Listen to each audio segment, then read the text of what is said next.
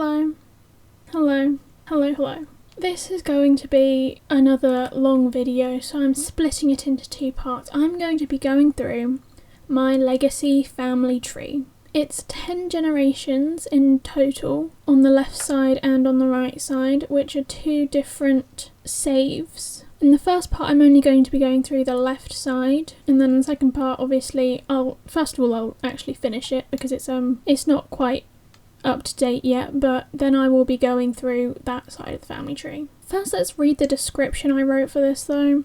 The legacy I started on 14th of January 2021 because there was a lockdown and I was bored. Slightly shorter than normal lifespan, this tree shows two current saves. On the left, just a regular legacy, and on the right, the Forgotten Realms Legacy Challenge by Anxious Moodler, with a few rules from the Dungeons & Dragons Legacy by Demonic Rosebush Sims, which starts on generation 3 of the tree. A crown before their name indicates the heir of the generation. Major work in progress, but I'm having fun, smiley face. If you want to say hi, YouTube at Sprinkle. Oh my god, that's me, that's here, hello. Then also my current mods. I don't remember the last time I updated that, but those are some good mods. Check them out if you want. I haven't read through the descriptions I've given these sims in a long time, so trigger warnings. I do remember I have purposefully ended the life of some sims. I do also have mods that can cause like miscarriages and abortions and, you know, all kinds of stuff. This is not a family friendly safe tree. This is a chaos tree. If that's not for you, don't watch. Okay, I won't be offended.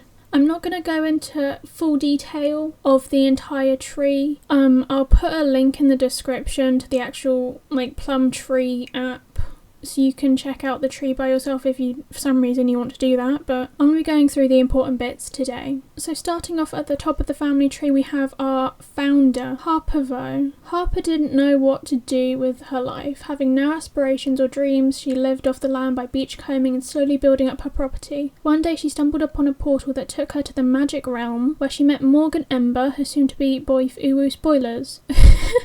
Again, I have not read this in a long time. This would have been early 2020 when I wrote this. Don't judge me, thank you. Which started her on a journey of self-discovery and love. With her newfound ability as a spellcaster, she adopted a stray cat, Grant, and began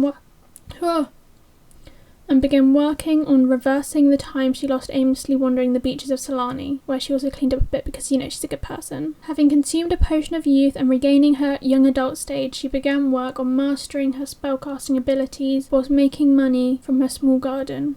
After finding out she had accidentally, I put that in italics because I probably did it on purpose, but you know, for storytelling wise, accidentally gotten pregnant, and being too broke to afford it, she decided to provide as best as she could for her son, Cade. However, their relationship remained distant until she became an elder and bonded with him as a child. In brackets, I hate toddlers lol. Coming to the end of her life, she decided not to waste any more time and proposed and married Morgan in the heat of the moment at the romance festival. After Morgan moved in, oh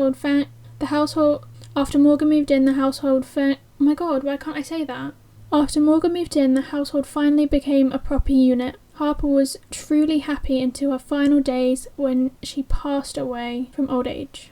She wasn't really the most interesting of Sims, I'll be honest with you. I didn't even keep her last name for the legacy.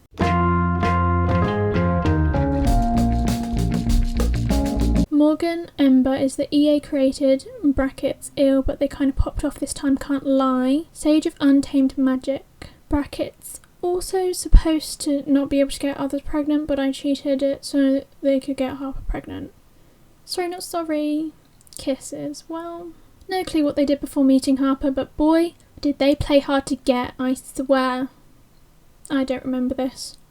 After Harper became an elder, they decided to give up their immortality, headcanon, to help raise Cade. After Harper's death, overcome with grief, they went on a journey to find inner peace. They got a job as a conservationist to better the community and make money, of course. However, the pay wasn't enough, so their best friend Marina decided to move in to help save up. The The inevitable increase in time together made it impossible to deny their mutual attraction. Since Cade was ready to move out and because they were getting on in years, they had a brief engagement and quickly got married to live out the rest of their lives together. They had a second son, Ari, after Cade moved out. They unfortunately died from old age as Ari was still a child. Well, that's a bit sad, isn't it?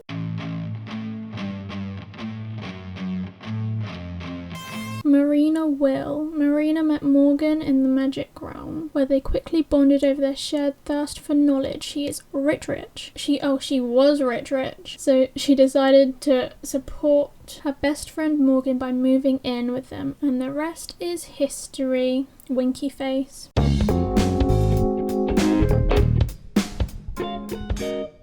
This is Grant, which is Harper's familiar, and she's a good girl. Rest in peace, Grant, love you. Moving on to the next heir, Harper's son, Cade.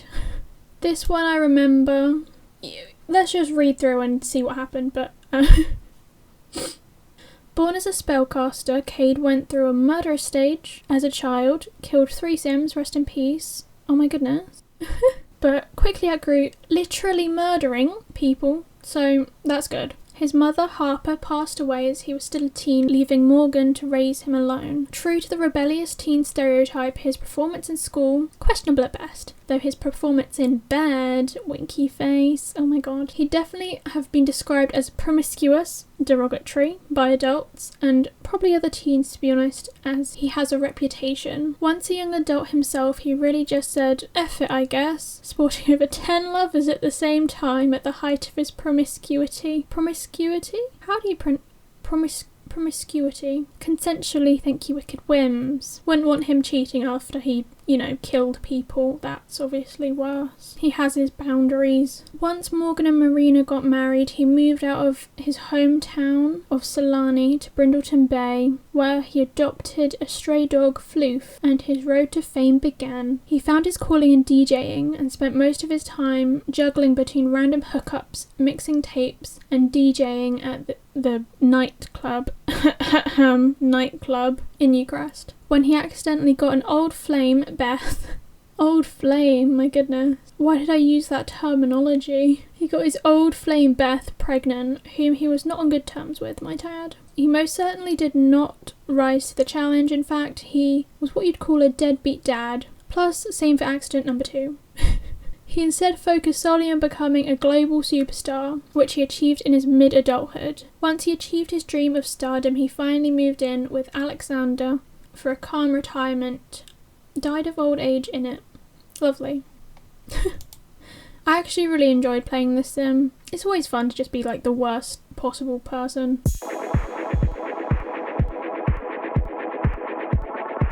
Beth Egan. This is the family name that the rest of the legacy takes, so she's an important one simply just for the fact that we use her last name for the rest of the legacy. Beth was a regular at the nightclub Cade DJ'd at. They dated briefly before he broke up with her, being the player he is. Shake my head. After an unfortunate relapse in judgment, brackets, hookup lol, she became pregnant. She later got with Giovanni and had Myra, Clem's half-sister. Giovanni, Myra's father, a present and caring father who would often visit. Pleasant indeed. Gigi Parata, Beth's sister, prone to adultery apparently as she was already married before getting pregnant with Cade's child. ... Yeah. She went on to have another child, Vincent, Edmund's half-brother, who is not on the family tree because he's not important. Alexander Goth, Cade's childhood friend turned first love. He surprisingly, brackets I did not plan for this lol, managed to stick around throughout all of Cade's relationships and one-night stands. At this point he deserved a break, so he can stick around. And then on the other side of the family tree, this is not Harper's son. This is Morgyn and Marina's son, Ari. Ari is Cade's half-brother, born after Cade moved out thanks MC Command Center. He formed a good relationship with Cade in his childhood, which persisted throughout his teens. Though Cade offered for him to move in after his parents died, he refused as he's now stinking bloody rich. I mean, why downgrade to a little shack in Brindleton Bay when you have a mansion in Silani? Nah, he just lived his life, I guess. I don't know, I wasn't there. Yeah, I didn't play with this sim, so Ari is not important to me. Sorry, Ari. Madeleine Rosa. Ari literally didn't know anyone after I left him to fend for himself, and I felt bad, so I found him a partner. And here she is, out of the family tree, because she's pretty. And well, yeah, that's all. So we're back over with Cade. We're moving on to, first of all, Floof. Floof is Cade's familiar. She's a good girl, love her. Sorry I missed you earlier, Floof. I should have gone back for you. Moving on to Cade's children. We'll start with Edmund, because he is not our heir, so he's less important. The spawn of Cade and Gigi. That's so mean. The spawn of Cade and Gigi, okay. Must be awkward at family reunions, I'd imagine. Not that there were any. Understandable, considering that Gigi is Beth's sister. Oh, these two sisters both had children with this man. Oh my god. Does that mean they're also cousins? Hang on. Hang on a second. I never thought about this. So if two sisters both have children, those children are cousins. Yes, right. But if they have children with the same person, that makes them half siblings and also cousins, right? I don't want to think about that. Anyway, Edmund was adopted by another family as a child after Gigi died of old age, and Cade didn't take him in / wasn't aware of his existence, I guess. He had a son, Trevor, as a teen. He later married and had a daughter, Abbey. Good for him. I never played with this sim, so...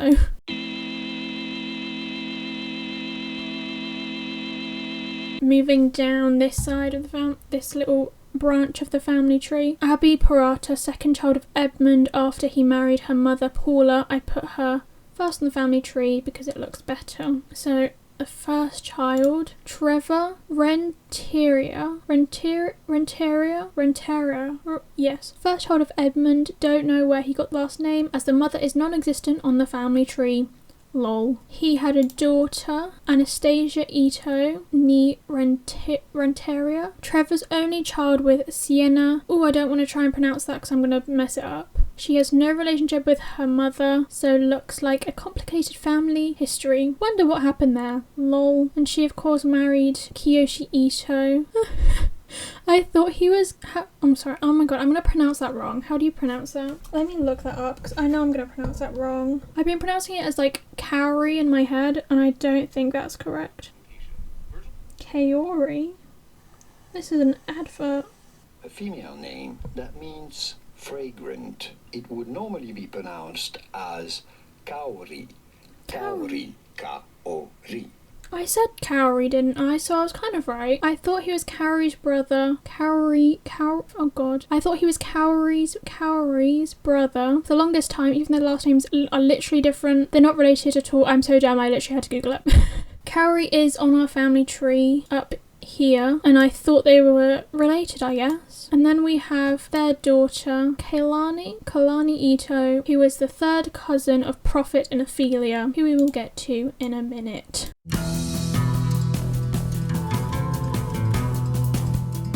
Back to Cade's other child, we have Clementine Dumas,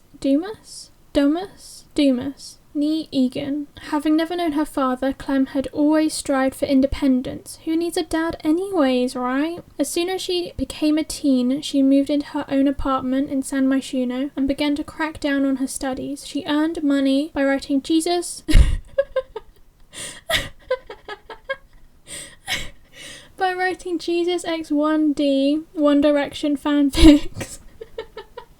Which became strangely popular, though the apple never falls far from the tree. Dun dun dun. When she started wanting to have kids in her late teens, she impulsively tried to baby trap her friends with benefits Blaire, who also happened to be the sage of practical magic and is much older than her. This backfired surprisingly, and she was left pregnant and alone. She dropped out of school and changed her life goals. She was going to be everything for her child. I mean, who needs a dad anyways, right? After the death of her mother, she adopted her half-sister Myra, who, if we remember, is Beth's daughter. Over time, she got to know her neighbour Stewart, and they started dating. She got pregnant, both agreeing this time. That's a relief. And had a beautiful beach wedding that ended in her going into labour. The drama, gasp. She continued being just the best parent and partner anyone could ask for, enjoying her domestic life until her last days. And she died of old age.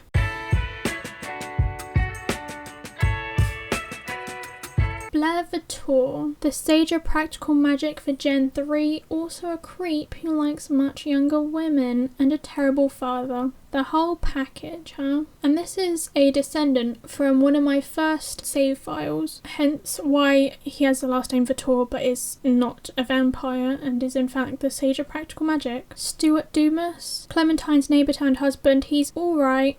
He's but likes to auto-do mean interactions a lot, so he's actually kind of an a-hole, to be honest. He had trouble maintaining high relationships due to this, but I am diligent nonetheless, and he had a great relationship with his family even if he didn't want to. LMAO. I'm pretty sure that was a bug, like a glitch with the game, that Sims would just do, like automatically do mean interactions all the goddamn time. That was so annoying to deal with. I think after a while I just like turned mean interactions off completely with MC Command Center, so they just couldn't autonomously do it at all.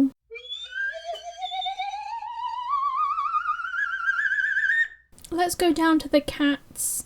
Starting with Sunday. Sunday is Clementine's familiar. She's a good girl. She went out one day and got herself pregnant. I didn't know pets could do that. The household was already chaotic, thanks Sunday. I did not know cats could just wander off and get pregnant and then come back, but I think that's like really cool actually. Nalu is Carew's familiar. She's a good girl. Carew we are going to get to in a second. And then Pikachu is Ashton's kitty. She's a good girl. Ashton we'll also get to in a second. Clementine's children, we have Carew and Ashton, and then also Myra, who is her half-sister. Carew Egan. Carew never noticed the lack of a father figure in his childhood due to his doting mother. He was a perfect kid, good grades, plenty of friends, and always well behaved. As he got older, he blossomed into his fun, bubbly self. He got engaged to his childhood girlfriend Liz, young. Like, teens young. They were so effing cute together though. Ugh.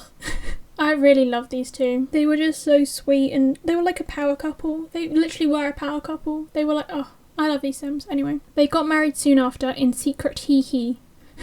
And not long after that, both enrolled to Foxbury and moved in together. Carew studied for a distinguished degree in computer science whilst also being a member of the esports team. Near the end of his final term, they found out Liz was pregnant. Carew initially didn't want this pregnancy as it was an added stressor so close to their graduation, but Liz was thrilled, which made him come around eventually. He graduated with an A+ and began working as an esports gamer. Carew quickly became I almost said alcoholic, Jesus. Carew quickly became a workaholic and struggled juggling family and work. He gained some fame and made a name for himself by programming popular apps like Grindr and Tinder and a few not safe for work dating sim games. Use your imagination. After completing his final aspiration and working until his final days, he died from old age until his wife pleaded and brought him back. Truthfully, he was terrified to go. He embraced and thanked his wife. He apologised. He found comfort in the thought that death is just the beginning of something new. And then he immediately died again. Seriously, right after that conversation, dropped dead. The Reaper hadn't even left from the first time. Rest in peace.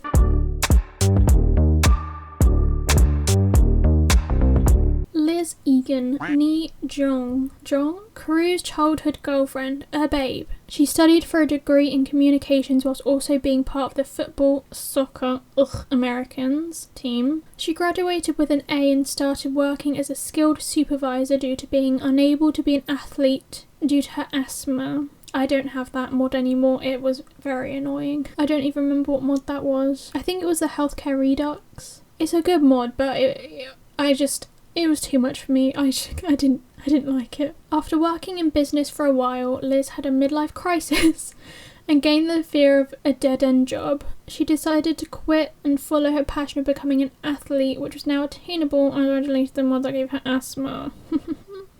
Her asthma miraculously cured itself. I wonder how that happened. She did well for herself until she retired, which was difficult as her work was her life, but she stuck through it. She ended up dying of old age at the exact same time I found out Kian's girlfriend was pregnant through MC Command Center. So that was fun.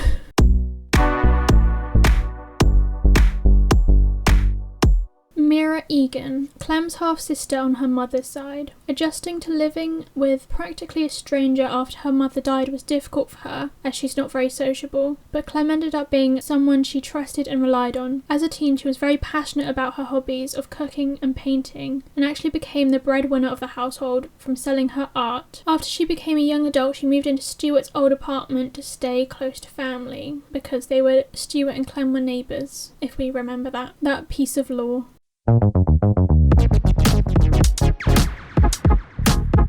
Ashton Dumas. Ashton had a great childhood surrounded by close family that loved him. He excelled in school, though he didn't have many close friends growing up. For his birthday, the family went on holiday to Mount Komorebi, where he met... I forgot how to pronounce the name again. Kaori, where he met Kaori. Having seen his brother in a relationship his entire life, he was eager to jump headfirst into a relationship with Kaori once she showed interest. However, long-distance relationships are hard, and Ashton ended up cheating on Kaori with Christie. Oh dear. And she fell pregnant with twins. Oh dear. Ashton confessed his infidelity, and Kaori decided to give him a second chance, brackets, even though they were engaged at the time of said cheating, but go off, I guess. Wow. To repair their relationship, they moved in together to a small bungalow in Willow Creek. Not being able to see his twins was difficult for him, as he always wanted a family of his own, but Kaori wasn't big on the idea of pregnancy. They adopted a sweet doggo called Doris.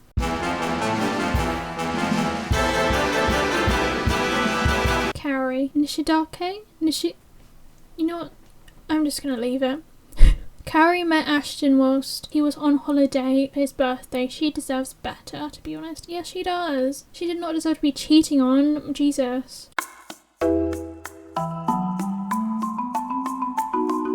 Christie Vitor, a real Vitor this time, daughter of Lilith Vitor and a fledgling vampire. She was not happy that some measly human got chosen over her and kept the twins away from Ashton, intending to never let them meet. And they never did meet, actually. That's kind of sad. Little Doris. Doris is Ashton and Kaori's fur baby. She's a good girl adopted by Kian after Ashton's death. Oh dear, I don't remember that. We'll get into these guys after we go through Carew's child, because they are relevant to that part of the story. So Carew's only child, Kian Egan. As a toddler, Kian often felt hurt and neglected by his career-orientated parents. He became close to his grandaunt, Myra, who never had kids of her own whilst his parents were at work. They often played chess. Oh, that's cute.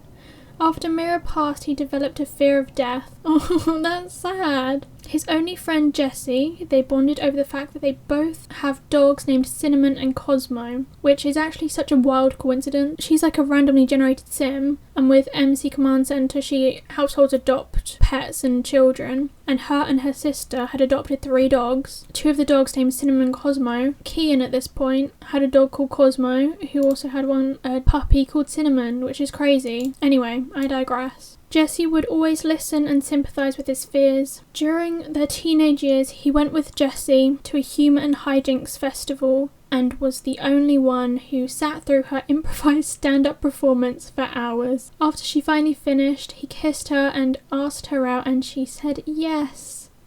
Oh. He did well in school, but didn't make any more friends. Both of his parents ended up dying before he became a young adult, and the trauma from losing everyone he loved developed into a fascination with eternal life. He was already a spellcaster, so surely it wasn't too crazy to imagine there are beings who live forever, right? To investigate further, he moved to Forgotten Hollow, where to his surprise he met Drake, a cousin he never knew he had. Vampires are real! Score!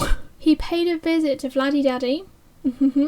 And got bit. When he went to confess to Jessie, he found out she was pregnant. He knew this would be complicated, but wanted to make it work. So he asked her to move in with him. After the first of their first child... What? After the first of their first child, they quickly got pregnant again. Well, oh dear. That's not correct. Kian proposed during a thunderstorm whilst they were skinny dipping. They immediately eloped, as planning a wedding at night wouldn't be ideal. You know, because he's a vampire, he can't go out in the sun, and you don't want to have a wedding at night, it'll be dark, so, you know. Mr. Grimm was a regular visitor. first taking Cosmo and Cinnamon. The grief hadn't worn off by the time he took Jessie. He began working as a secret agent as he realised babysitting on the weekends isn't enough to provide for a family of 3. After his kids moved out, he moved in with his cousins Noah and Drake.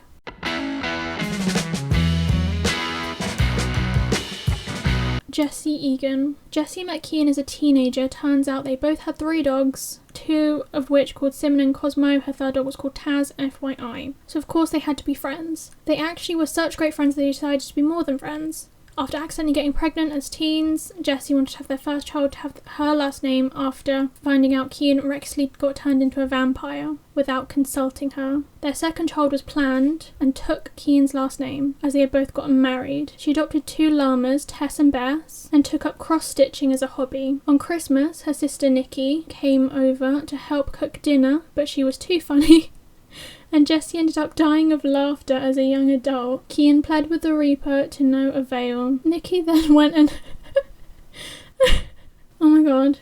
Nikki then went and did the dirty with Father Winter. He propositioned her next to her dead sister's urn and she said yes. Dirty. And then Grim destroyed my snowman. Rest in peace. That... So my Sims can do that because of Wicked Whims. I still have Wicked Whims in my game just because it's entertaining. Anyway, moving on.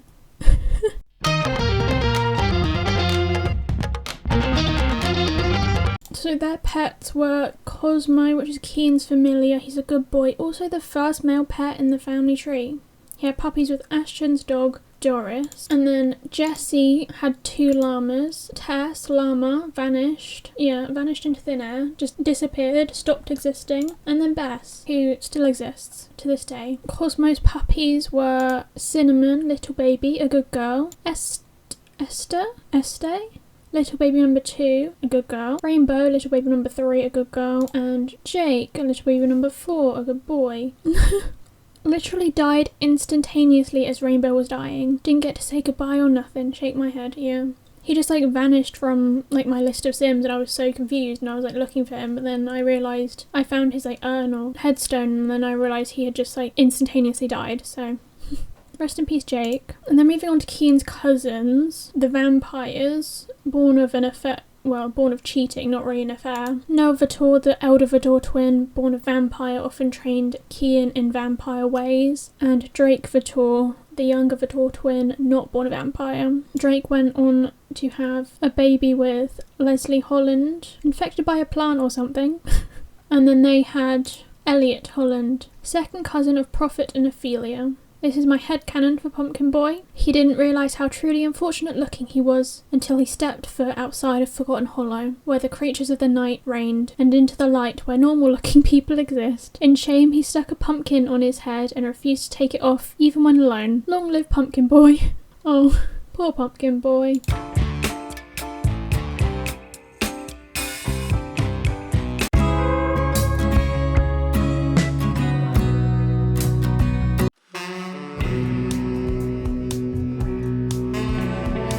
Kian's children. We'll start off with Prophet. He is not our heir, but we still love him very much. During childhood, Prophet felt somewhat distant from Effilia as he was not born a vampire and they didn't share a last name. After his mother passed, he took over care of her llamas and took up cross-stitching in her memory. Her passing made him reconsider his mortality, and thus he opted to get turned into a vampire as a teenager via Kian. Originally, I was planning for Prophet and Effilia's storyline to be opposite siblings. One's not a vampire, one's a vampire, they're very different, blah blah blah, they don't like each other, but then they just were so cute, interacting as siblings, and then I felt bad, so then I made them both emo and both vampires, and now they just live together and they're happy and it's cute. Whilst his sister was running around chasing a mystery, we'll get to that in a second, Prophet started a little garden, his dream to one day expand it into a whole farm. He finally decided to get involved with the conspiracy after Effilia got possessed and he realised the severity of the situation. After the mother plant's defeat, oh my god, spoilers, he befriended some wild rabbits and named them Squirrel, Professor Quirrell and Tyrrell. spent a lot of time in Henford and Bagley because he planned on moving there eventually, where he met Lavina, the town mayor. He was very attracted to her and ended up seducing her. She was unknowingly pregnant at the time due to his suggestion and as an elder, and almost destroyed her marriage, but somehow managed to convince her husband to let her date him. Her husband is Owen Ferret, oh my god, who is Liz's half-brother, and if we remember Liz up here, so technically, or not technically, literally, he is dating someone who's married to his grandmother's he's dating someone who is married to, he's dating someone who's married to his grandmother's half-brother. What? Owen is Liz's half-brother, who is Prophet's grandmother. Okay, that was way too difficult for no reason.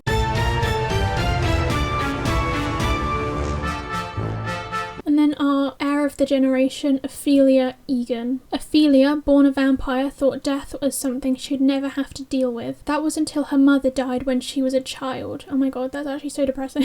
As much as she yelled and screamed at death, that wouldn't bring her mother back. After all the dogs passed, she moved with her brother and llama to Strangerville as teens. It was immediately obvious that something was wrong, and curiosity got the better of her, so she began digging. Secret agents then stole her fridge after neighbours brought over infected fruitcake. After befriending Jess Sigworth to help with her investigation, she got herself possessed by drinking her infected plasma. Oops. Much faffing about later, she managed to gather everything she needed and successfully fought the mother plant with the help of Prophet, Elliot and Kailani, who are second cousin and third cousin. She adopted a cat as a reward and named him Razzmatazz. Once she decided she wanted a relationship, she wasted no time in finding a partner, Mark, and had children soon after. Though she had no intention of getting married, as she's immortal and all, she gave her first child his father's last name to reassure him she was serious about their relationship. Not her second child though, because I wanted Egan, the family name Egan, to be passed on. Mark Eggleston, he's a townie. I chose him because he's the only attractive single in Strangerville.